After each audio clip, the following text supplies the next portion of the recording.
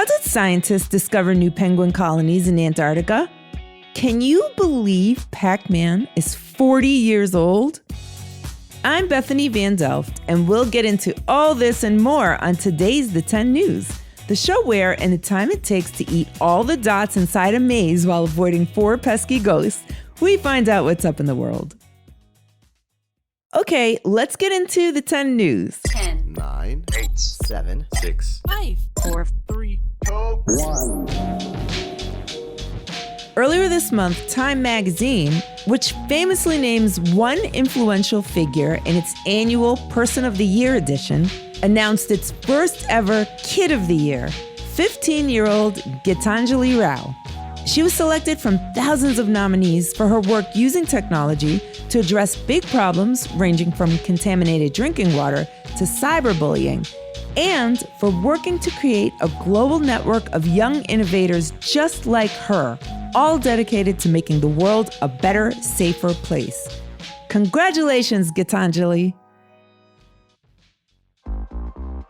Speaking of helpful innovations, the Food and Drug Administration, or FDA, recently approved a new COVID test that could make getting tested a lot easier. To find out more, let's go to the always curious father-daughter podcasting team, Jacob and Olivia Rosenzweig. The coronavirus started to change our lives in a big way about 300 days ago.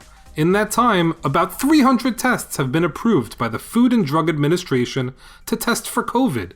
But there is a new COVID-19 test that truly sets itself apart from the others. And that's because you can do the test at home by yourself and get results in just 30 minutes. Oh, wow, man. So this is how it works. First, the test has to be prescribed by a doctor or other healthcare provider. You won't be able to get the test without a prescription.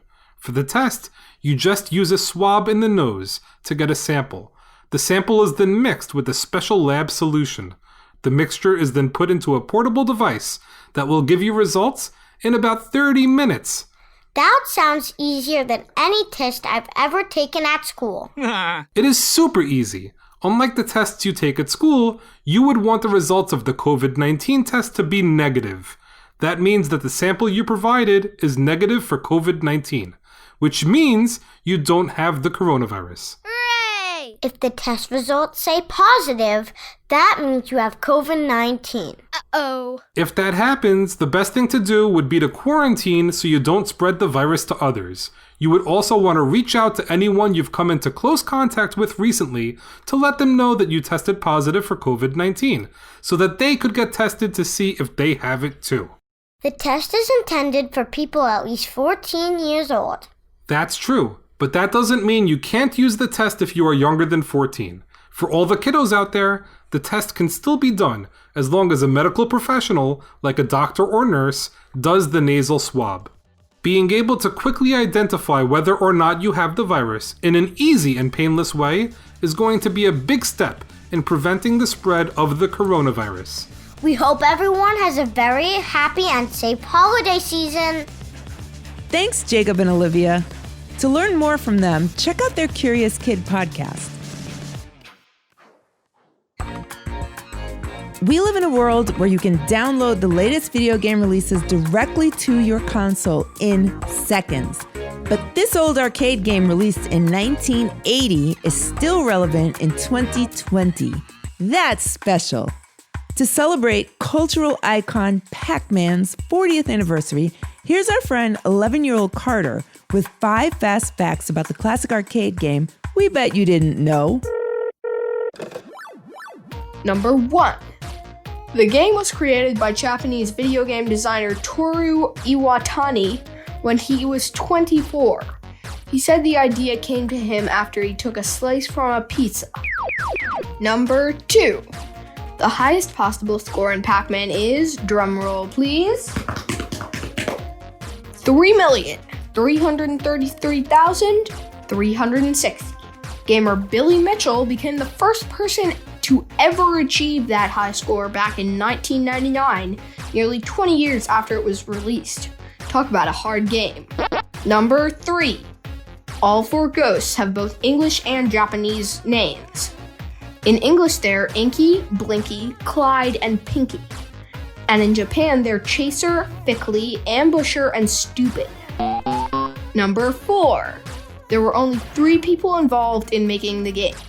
Toru worked on design and planning. Another person worked on programming and development, and the other did the music.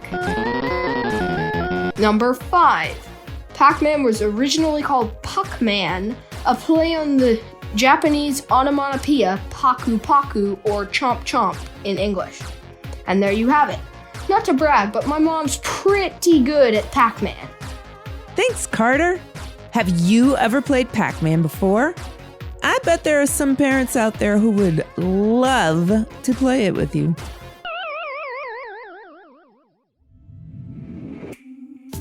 Hello, parents, caregivers, guardians. On behalf of the 10 News, here is a heartfelt thanks for listening. We are so grateful to be sharing news stories for the whole family with you.